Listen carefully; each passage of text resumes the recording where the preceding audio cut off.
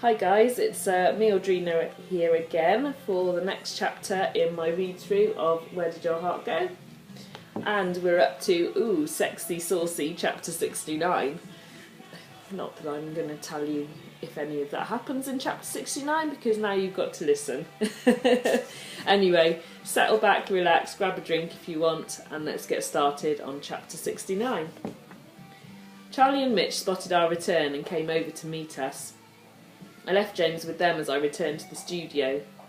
Mark and Ian had arrived, and between them they were organising the bands and explaining the procedure as the first one started to set up on stage.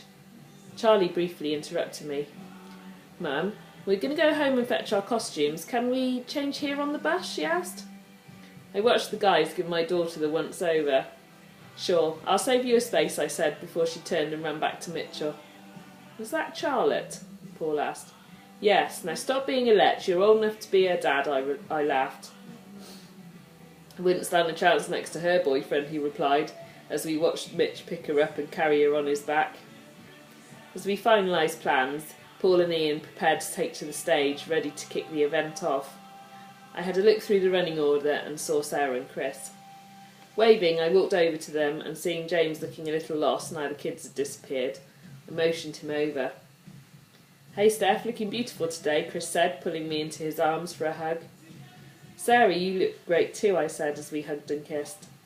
Then James was with us and it almost felt like old times again, the four of us back together. "Can I get some drinks in before the bar gets busy?" James asked. "Sure, I'll give you a hand," Chris said as we watched them walk away together. "I hope they'll be friends again," Sarah said. "Me too, as you're going to be seeing a lot more of James from now on," I replied. "I think you made the right decision. I've not seen you this happy in such a long time," she said. We paused as the sound system was turned on full blast. "Welcome to Rock on the River, our amazing fundraising event for the local hospital," Paul announced. Cheers deafened us as the crowd responded. "So there's plenty to enjoy throughout the day, but we're kicking off with an hour of your requests before our first band, Rubble, are ready to rock us," Ian said. "Yeah, come and see us over by the bus and tell us what you want to hear," Paul said. "This first song is from us to all you guys. It's Queen with We Will Rock You, so let me see your hands and hear you singing." The guys returned with our drinks. Jack had also come over to join us as I hovered around and took requests from people. A young girl came up to me. "Are you Stephanie?" she asked. "Yes," I replied. "I can't wait to see who your secret admirer is later. Your romance on the air has had me hooked." "Oh, you'll have to wait until just before Rick Astley," I replied, blushing. "Are you nervous or excited?" she asked. I glanced across at my friends and James. "Excited. I'm sure he's going to be the man of my dreams," I replied. I saw Jack laughing and trying to hide it from everyone around us. "I can't wait to see your look of surprise later," Jack said. "I'm really looking forward to seeing Ian and Paul's faces when they realise." As the clock crept towards 3, I kept an ear on my phone, waiting for the Rick Astley entourage to contact me when they got closer. I twisted a strand of my hair nervously as I watched Charlotte and the girls waiting to perform their first dance of the day. Rubble had just finished their set to rapturous applause from the crowds, who loved their high-energy rock covers. I waved across and she saw me and waved back. Sarah, Chris and James moved closer to the dance floor to get a better view and were joined by Mitchell. His group would be dancing straight afterwards before our next run of requested songs and a second live band. I could hardly believe how smoothly things were running with an event this large. The riverside was crowded with people of all ages, having fun and enjoying the warm weather. Then my phone rang, and I wandered a little further away from the crowds to speak. "Hi, is that Stephanie?" a male voice asked. "Yes, speaking," I replied. "It's Evan, Rick's manager. We've just reached the end of the M50. Are there any signs for us to follow?" he asked. "Sure, there should be one just off the roundabout. Then just follow those, and as you turn into the road that runs parallel to the river, I'll meet you there, as I need to move the road closed signs." "Great, we'll be in a large coach," Evan replied, before hanging up. "Rick's at the end of the M50, so I'm off to meet him at the road closed sign," I said to Ian in the studio. Fantastic, he replied. You know where you're directing them. Yes, I'll get on the walkies and let the stewards know, I replied. At the thought of meeting Rick Astley, I felt even more like a teenager as I hurried through the crowds. I could hear the next band really warming up their audience. I even saw Charlie and Mitchell dancing in the centre as he spun her around. I saw the coach approaching and started to move the signs so they could pull in. Putting them back into place, I saw the door of the coach opening and a guy popped out. Thanks, Stephanie. Do you want to come on board to direct our driver? He said. Sure, I replied as I climbed on and shook hands with Evan, trying to look professional as if meeting superstars was part of my usual working day. I kept my eyes fixed on the windscreen. Slowly we made our way through the crowds and then into position. As the vehicle stopped, I turned around and looked into the back of the coach to see my idol casually sitting there. So what's the timescale for setting up before Rick's on stage at 9:30? Evan asked. I'd remembered to pick up my clipboard and located the relevant plans and schedule and passed him a copy. In the meantime, if you need anything, I'll just be over by the other bus and then I'm on stage from 5, so if you require anything at that point, then contact Paul or Ian. All our details are on the bottom of the schedule. I felt someone standing behind me and turned to look directly at Rick. Hello, Mr. Astley. It's lovely to welcome you to Ross-on-Wye, I said, extending my hand. Hello, miss. He paused as he tried to remember my name. Oh, just call me Stephanie, I said, blushing as he took my hand. Or just call me Rick, he replied. He was charming me already as I struggled to contain my excitement. Will it cause much disruption if I wander around outside? I've got security, but I don't mind talking to the fans, he said. Certainly, I replied. Perhaps later I could trouble you to sign my copy of your first album. I've been a huge fan of yours since you started. No problem, come and find me later, he said. He was about to turn away when I remembered my blind date introduction that would take place before he began his set. I have a final request, I asked. Go ahead, Rick said.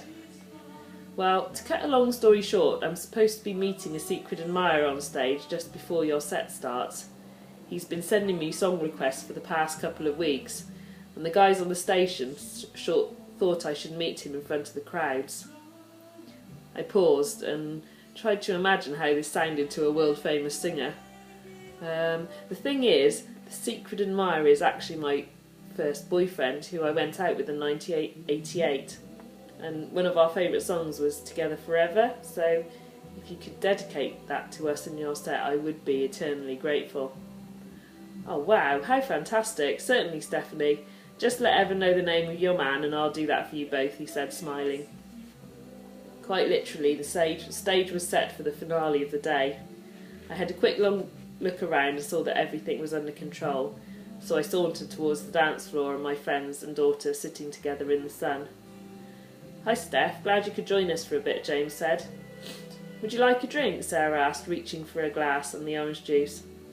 Great, I'll be on stage at 5 and introducing your next dances, I said to Charlie and Mitch. Is Rick here yet? Sarah asked. Yes, I've just had the pleasure of meeting him. Watch out, as he is planning to have a wander round at some point. A true gentleman and still gorgeous, I said, as I felt James give me a nudge on the arm. Charlotte and Mitchell followed me over to the bus later so they could change for their next set of dances. I felt slightly nervous as I took to the stage, but as the crowd finished applauding the last band, I soon held them captive in the palm of my hand.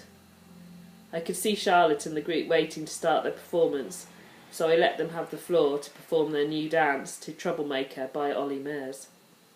Then as the crowd gave them a standing ovation as they left the dance floor, I saw her racing to the radio bus to change for Mitchell's group dance with her special appearance. I let the crowd chant for more to give her some extra time before Mitch and the guys filled the floor.